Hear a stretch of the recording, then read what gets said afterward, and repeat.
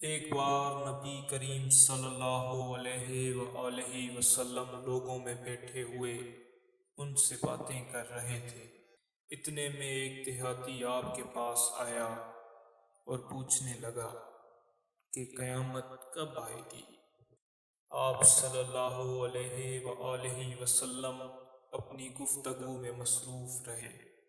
بعض لوگ جو مجلس میں تھے کہنے لگے، آپ صلی اللہ علیہ وآلہ وسلم نے دیہاتی کی بات سنی لیکن پسند نہیں کی، اور بعض کہنے لگے کہ نہیں، بلکہ آپ نے اس کی بات سنی ہی نہیں۔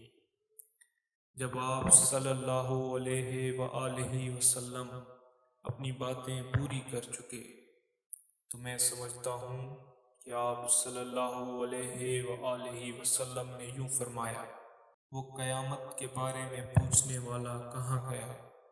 اس دیہاتی نے کہا، یا رسول اللہ، میں موجود ہوں۔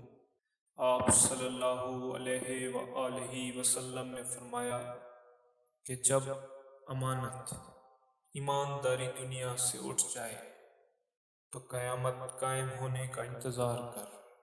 اس نے کہا، ایمانداری اٹھنے کا کیا مطلب ہے؟